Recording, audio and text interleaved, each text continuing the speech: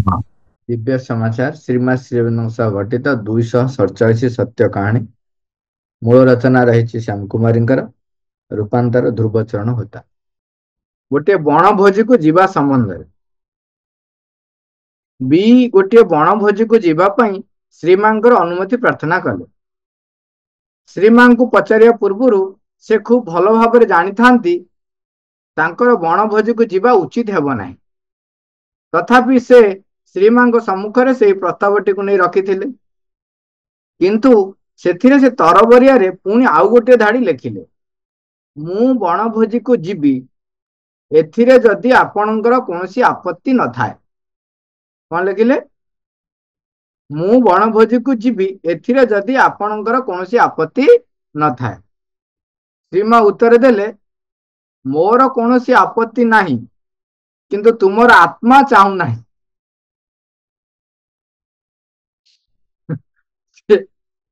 से खाली अनुमति मागी थांते ता सहित गोटा जो लेखिले जे आपणकर कौन आपत्ति न थाए।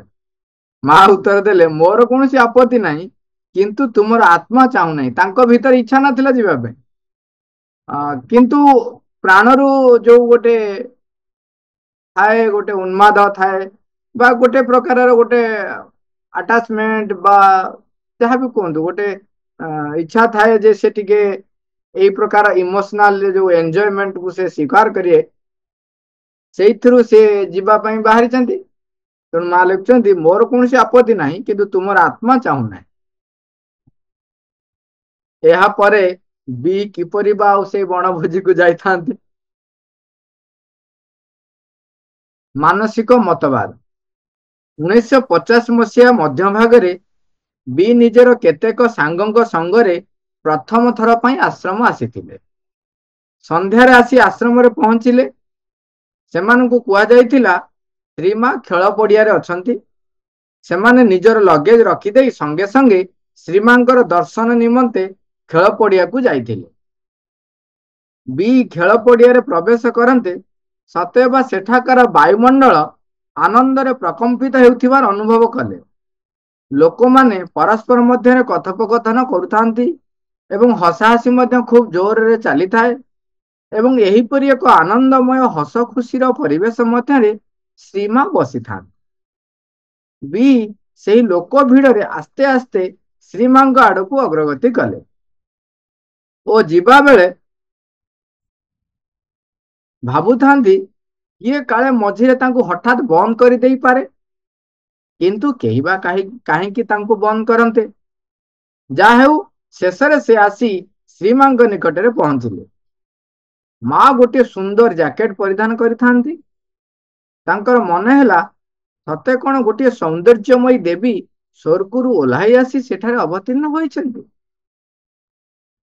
2-3 दिन एहीपरि दिव्य उपस्थिति मध्य बुड़ी रहिबा परे तांको मनरे एक गभीर आस्पृहा जात हैला। से किपरि श्रीमां संगे कथोपकथन करने को समर्थ हो पारिबे। तांको भितर एही आस्पृहा जात हैला जे से मां सहित किपरि टिके कथबार्ता करते। दिने किछि वितरण समय रे बी श्रीमां निकट ठिया होइथांती। से साहस बांधी मां को पचारिले, ए माँ, जने किपरि तार मानसिक मतवादरु क्षांत होई पारिबो? जने किपरि तार मानसिक मतवादरु क्षांत होई पारिबो?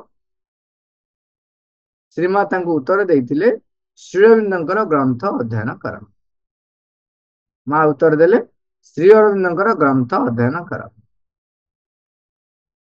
यदि मानसिक मतवादरु आमे जेकोसी घटना गोटे मत जो देई थाउ, ए प्रकार गुणटा होची मनर, तार एक निजस्व प्रकृति। से निजे सिद्धांत गोटे कौन प्रकार घटना को विचार करे एवं विचार कर गोटे सिद्धांत दिए, तार निज मत को से उपस्थापन करे एवं केतेकांश से दाबी करे जे मो मत होची ठीक। तेणु तांका भीतर जो प्रश्न थिला माँ तार उत्तर कहले, तुम्हें श्री अरविंदंकर ग्रंथ अध्ययन कर। आ गोटे विषय रही आनंद। थरे के नामक जने साधक श्रीमां को गोटे कथा कहले। तांको कहवा कथाटी हैला, जेतेबेले चैत्य अग्निशिखा तार सर्वोच्च शिखर को उठी जाइए कौन कहले जेतेबेले चैत्य अग्निशिखा तार सर्वोच्च शिखर को उठी जाऊँगी सेतेबेले से अनुभव करुछंती सतेअबा दिव्य कृपा गोलाप पाखुड़ा परी तांको मुंड उपरे वर्षा हेउअछि। श्रीमा पचारिले एहीपरि अनुभूति हेउथिया समय से किपरि उपलब्धि करुछंती के कहले तांकर उपलब्धि हेउछि सते जेपरि से निआरे तरली जाउअछंती। ओहो माँ बड़पाटे कहले ताहा आनंद यह दिव्य कृपा परंतु ताहा आनंद अटे। आ गोटे विषय रही नंबर देवा थरे श्री अरविंद आंतर्जातिक शिक्षा केन्द्र जनैक शिक्षक श्रीमा को कहले छात्र छात्री मानू सेमानंकर लिखित विषय उपरे नंबर देवार गोटे नूतन चैत्य प्रणाली से आविष्कार कर कहले नंबर देवार गोटे नूतन चैत्य प्रणाली से आविष्कार कर से जानवा को चाहिए यह माँ संपूर्ण रूपे अनुमोदन करिवे कि कारण ताहा कौन प्रचलित धराबंधा नियम रे आसुना भय थाए काले तांकर सहकर्मीगण कहीदेवे यह एक बार के आध्यात्मिक किंबा पूर्व धारणा संपन्न नंबर प्रदान प्रणाली छात्र छात्री मान मध्य अभियोग करि पारंती जे सेमानंकु अविचार प्रदर्शन करागला इत्यादि किंतु श्रीमा कहिथिले से जहा आविष्कार करिसंती ताहा ठारू आउ कोनसी उत्तम पंथा नाही। चैत्य आलोकर ज्योति शिखा सर्वोत्तम पथ प्रदर्शक अटे। चैत्य आलोकर ज्योति शिखा सर्वोत्तम पथ प्रदर्शक अटे। यदि चैत्य सतार प्रभाव रे चैत्य आलोकर प्रभाव रे जने कार्य करे तेबे जेहेतु चैत्य सता होउचंदी सर्वोत्तम पथ प्रदर्शक तांको आलोक रे कार्य करिबा सर्वोत्तम। नारी मानक प्रति श्रीमांकर समवेदना प्रत्येक दर्शन दिवसर अव्यवहित पूर्वर श्रीमा तलुकु आसी वितरण दिवस गुड़िकरे छोट छोट झील मानक फ्रॉक और स्त्री लोक मानक शाढ़ी वितरण करुथिले। से संबंध में कमलाबेन कह थे कई जने कहले हे माँ आपण जेतेबेले स्त्री लोक मानक आशीर्वाद सह शाढ़ी वितरण करुचंती कहीं आम परी पुरुष मानक धोती प्रदान करूना। श्रीमा तांको कथार कौन उत्तर प्रदान करने परिवर्ते अनुकंपापूर्ण स्मितहास्य प्रदान करते। किछि दिन पर ठीक एकापरी गोटे कथा पुनश्च उठी गोटे लोक श्रीमा को पचारा आपण कहीं स्त्री लोक मानक आशीर्वाद सह शाढ़ी वितरण करती किंतु पुरुष लोक को धोती प्रदान करती ना आपण पातर अंतर करुछंती यह कौन पातर अंतर नुहे कि एथर मध्य श्रीमा मुखरु मधुर स्मितहास्य उकुट उठीथिला मात्र माँ कौन उत्तर प्रदान कर माँ चंपकलाल आड़ को टिके निरीक्षण करते। चंपक कहले हे माँ मु यार कारण कहबी कि श्रीमा स्मितहास्य सह तांको संकेत देले। चंपक प्रश्नकर्ता कहले आज पर्यंत आंभ मानकर नारी मानक प्रति अवहेला और हेय ज्ञान प्रदर्शन मनोवृत्ति रही अछि। वर्तमान श्रीमा ताहाकू पूरण करिबा पई एही उपाय रे सेमानकू अधिका सहानुभूति प्रदर्शन करुछंती। श्रीमा मुंड हलाई तांको कथा को समर्थन पूर्वक कहिथिले हाँ सतरे सही कथा नारी मानकू जेहेतु आगुरु बहुत अवहेला कराई एबे शुद्ध समेत आमे आम भाषा कहबा जे शुद्ध समेत माँ ताकू पूरण करछु तुमे निजे कर। थरे कई जने माँ को अभियोग कले जे लोक माने संतोषजनक भाव में काम करूना। श्रीमा तांको उत्तर रे कहिथिले लोक माने सेमानंकर प्रकृति और सामर्थ्य अनुसार काम करती तुमको जदि सेथिरे संतोष मिलुना तेबे निजे कर। आश्रमर भूमिका दिने कई जने श्रीमा को कहिथिले एपरि गोटे समय आसीबो जेतेबेले पृथ्वीर समस्त कार्यक्रम आश्रम ही नियंत्रित करिवो। माँ कहले ताहा ठीक नुहे ଏଠାରୁ ପ୍ରେରଣା ମିଳିବ। ଶକ୍ତି କାର୍ଯ୍ୟରତ ଅଛି। ପ୍ରତ୍ୟେକ ଦିନ ଜଣେ ନିଷ୍ଠାବାନ ଭକ୍ତ ଗୋଟିଏ ପ୍ଲେଟ ମଧ୍ୟରେ ଫୁଲ ଭର୍ତ୍ତି କରି ସଙ୍ଗରେ ନେଇ ମାଙ୍କ ନିକଟକୁ ଯାଆନ୍ତି। ସେ ଯେତେବେଳେ ଉପରକୁ ଯାଉଥାନ୍ତି ତାଙ୍କର ଚେତନା ମାଙ୍କ ଉପରେ କେନ୍ଦ୍ରୀଭୂତ ହୋଇଥାଏ। କିନ୍ତୁ ମାଙ୍କର ଦର୍ଶନ ଶେଷ କରି ତଳକୁ ଓହ୍ଲାଇ ଆସିବା ସମୟରେ ସାଙ୍ଗମାନଙ୍କୁ ଅତିକ୍ରମ କରି ଯାଉଥିବା ବେଳେ ଓ ଆଶ୍ରମର ଦୁଆରେ ବସିଥିବା ବିଭିନ୍ନ ସାଧକ ସାଧିକାଙ୍କୁ ଚାହିଁ ମନେ ମନେ ଖୁବ୍ ଗର୍ବ ଅନୁଭବ କରନ୍ତି ଓ ଭାବନ୍ତି ନିଜକୁ ଜଣେ ବଡ଼ ସାଧକ, କାରଣ ସେ ମାଙ୍କ ନିକଟକୁ ଯାଇପାରୁଛନ୍ତି।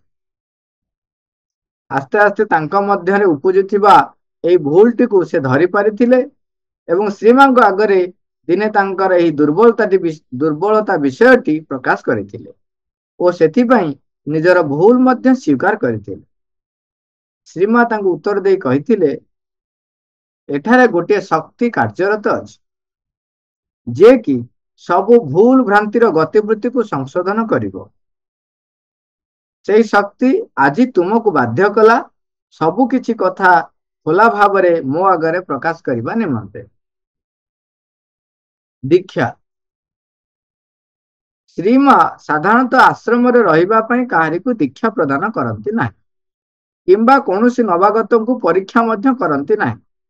ଅନ୍ୟ ଗୋଟିଏ ବିଶେଷ ଦୃଷ୍ଟିକୋଣରୁ ଏହା ଟିକେ ଅଡୁଆ ଲାଗିପାରେ, କିନ୍ତୁ ଏହିପରି ପରିସ୍ଥିତିରେ ଆସ୍ପୃହବାନ ବ୍ୟକ୍ତିବିଶେଷଙ୍କୁ ବାଛି ନେବାକୁ ହେବ ସତ୍ୟ ଓ ମିଥ୍ୟା ନିଜେ ସେ କାହାକୁ ବରଣ କରିବ। ଶ୍ରୀମାଙ୍କର ଚକ୍ଷୁ 24 ଘଣ୍ଟା ତାଙ୍କର ପିଲାମାନଙ୍କ ଉପରେ ଥାଏ। ଥରେ ଜଣେ ସନ୍ନ୍ୟାସୀ ଆଶ୍ରମରେ ଆସି ରହିବା ପାଇଁ ତାଙ୍କୁ ବିଶେଷ ଭାବରେ ଦୀକ୍ଷା ଦେବା ନିମନ୍ତେ ଆସି ଏଠାରେ ଯୁକ୍ତିତର୍କ କରିଥିଲେ। ଯେଉଁ ସାଧକ ଜଣକ ସନ୍ନ୍ୟାସୀଙ୍କର ଅନୁରୋଧଟି ନେଇ ଶ୍ରୀମାଙ୍କ ନିକଟକୁ ଯାଇଥିଲେ, ମା ତାଙ୍କୁ କହିଲେ, ଠିକ ଅଛି, ଦୀକ୍ଷା ଗ୍ରହଣ କରିବା ନିମନ୍ତେ ଯୋଗ୍ୟତାର ପ୍ରମାଣ ଦେବା ପାଇଁ ତାଙ୍କୁ ଶାରୀରିକ ପରିଶ୍ରମ କାର୍ଯ୍ୟ 8 ଘଣ୍ଟା କରିବାକୁ ହେବ। 4 ଘଣ୍ଟା ଶାରୀରିକ ବ୍ୟାୟାମ କରିବେ ଓ ଆଉ 4 ଘଣ୍ଟା ଧ୍ୟାନରତ ରହିବେ। ଅବଶିଷ୍ଟ ସମୟ ତାଙ୍କ ଇଚ୍ଛା ଅନୁସାରେ କଟାଇ ପାରନ୍ତି। କଣ କହିଲେ? 8 ଘଣ୍ଟା ଶାରୀରିକ ପରିଶ୍ରମ କରିବେ, ଶାରୀରିକ ବ୍ୟାୟାମ କରିବେ 4 ଘଣ୍ଟା, ଆଉ 4 ଘଣ୍ଟା ଧ୍ୟାନରତ ରହିବେ, ମାନେ 16 ଘଣ୍ଟା। ଅବଶିଷ୍ଟ ସମୟ ତାଙ୍କର ଇଚ୍ଛା ଅନୁସାରେ କଟାଇ ପାରନ୍ତି। ଏଥିରେ ଆଶ୍ଚର୍ଯ୍ୟ ହେବାର କିଛି ନାହିଁ ଯେ ସନ୍ନ୍ୟାସୀ ଏତିକି କଥା ଶୁଣିଲା କ୍ଷଣି ସହସା ପଳାଇ ଯାଇଥିଲେ। ଉଭୟ ଠିକ। ଥରକର ଗୋଟିଏ ଘଟଣା, ଦଳେ ଲୋକ ଆସିଥାନ୍ତି, 20 କିମ୍ବା 25 ହୋଇପାରନ୍ତି। ସମସ୍ତେ ଯାଇ ଆରଙ୍କ ନିକଟରେ ପହଞ୍ଚିଲେ ଓ ତାଙ୍କୁ କହିଲେ, ଆଜି ଶ୍ରୀମା ଆମମାନଙ୍କ ସହିତ କନ୍ନଡ଼ ଭାଷାରେ କଥୋପକଥନ କଲେ।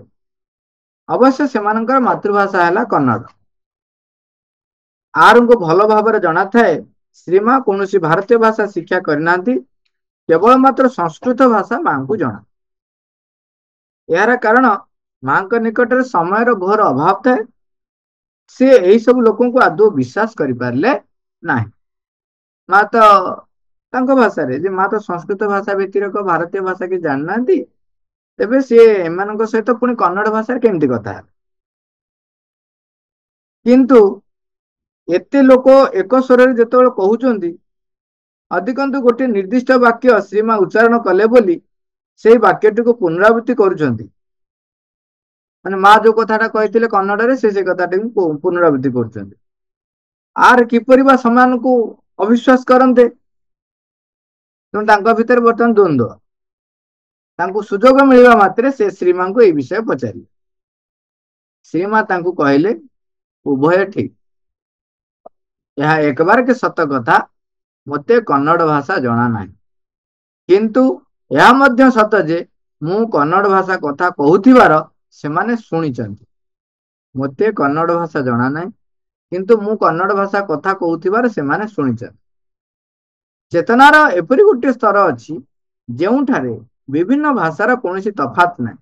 ଏଟା ବନ୍ଧନ ଭିତରେ ଅଛି, ମାନେ ମାଙ୍କର ଭାଷାଟା ଅନୁବାଦ ଓଡ଼ିଆରେ ହେଇଛି। ଚେତନାର ଏପରି ଗୋଟିଏ ସ୍ତର ଅଛି ଯେଉଁଠାରେ ବିଭିନ୍ନ ଭାଷାର କୌଣସି ତଫାତ ନାହିଁ। ମୁଁ ଯେତେବେଳେ ସେହି ସ୍ତରରେ ରହି କଥୋପକଥନ କରେ, ଶୁଣୁଥିବା ଲୋକଟି ତାର ମାତୃଭାଷାରେ ଠିକ୍ ସେହି କଥୋପକଥନଟିକୁ ଶୁଣିଥାଏ। ଏହି ଲୋକମାନେ କନ୍ନଡ଼, ଏଣୁ ସେମାନେ ମୋର କଥିତ ବାକ୍ୟଟିକୁ ତାଙ୍କର ମାତୃଭାଷା କନ୍ନଡ଼ ମାଧ୍ୟମରେ ଶୁଣିପାରିଛନ୍ତି। ସେମାନଙ୍କର ଯଦି ଚୀନ କିମ୍ବା ଜାପାନ ମାତୃଭାଷା ବି ହୋଇଥାନ୍ତା, ତେବେ ସେହି ଭାଷାରେ ସେମାନେ ତାହା ଶୁଣିପାରିଥାନ୍ତେ। ଏହିପରି ବହୁ ଘଟଣା ଅନେକ କ୍ଷେତ୍ରରେ ଅନ୍ୟାନ୍ୟ ଭାଷାରେ ଲୋକଙ୍କ ସାଙ୍ଗରେ ମଧ୍ୟ ଘଟିଥିଲା।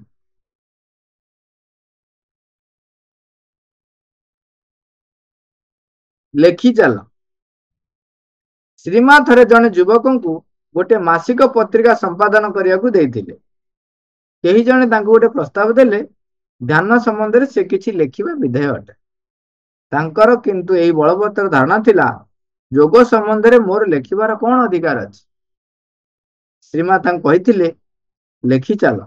ତୁମେ କିପରି ଜାଣିଲ ତୁମ ମଧ୍ୟରେ ଥିବା ପ୍ରେରଣା ପ୍ରସ୍ତୁତ ହୋଇନାହିଁ ଏବଂ ତୁମକୁ ଅପେକ୍ଷା କରିନାହିଁ? ଗୋ ପୂଜା। ଥରେ ଶ୍ରୀମାଙ୍କୁ ପଚାରିଥିଲେ, ଗାଈ ଗୋରୁ ମାନଙ୍କର ଏକ ବିଶେଷ ପବିତ୍ରତା ଅଛି କି?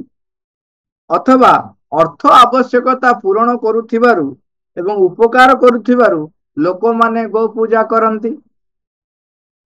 ଶ୍ରୀମା କହିଥିଲେ, ଏହା ଏକ ପରମ୍ପରାଗତ ପ୍ରଚଳିତ ପଦ୍ଧତି, ଯାହା କେତେକ ପ୍ରତୀକ ଉପରେ ଆଧାରିତ ହୋଇ ସମାଜରେ ଚଳି ଆସୁଅଛି। ଭାରତକୁ ଭାରତୀୟଙ୍କ ଠାରୁ ରକ୍ଷା କର।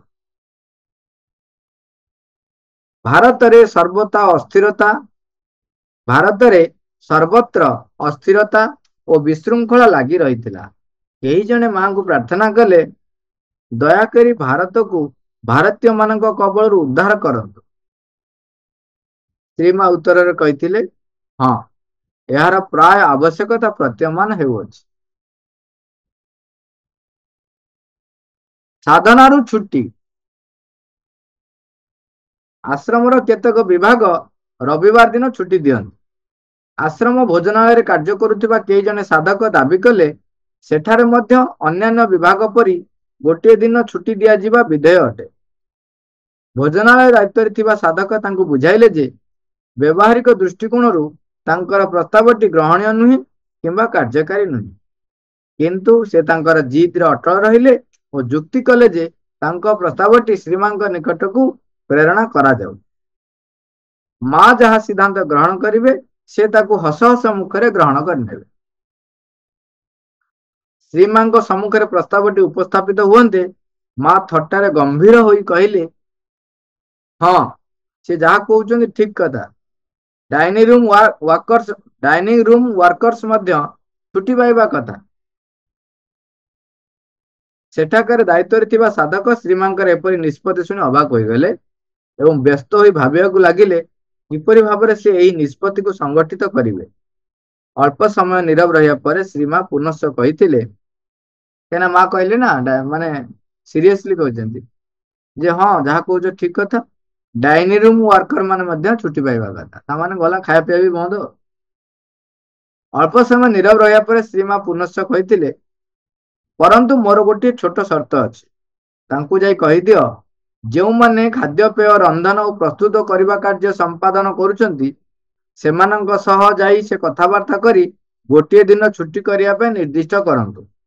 ସେହି ଦିନଟି ଭୋଜନାଳୟ, ଗୋଶାଳା ଇତ୍ୟାଦି ଯେଉଁ ସମସ୍ତ ବିଭାଗ ଖାଦ୍ୟପେୟ ଯୋଗାଣ ଓ ପ୍ରସ୍ତୁତିକରଣରେ ସାହାଯ୍ୟ କରୁଛନ୍ତି, ସମସ୍ତଙ୍କ ପାଇଁ ସପ୍ତାହରେ ଗୋଟିଏ ଦିନ ଛୁଟି ନିର୍ଦ୍ଧାରଣ କରିଦେବେ।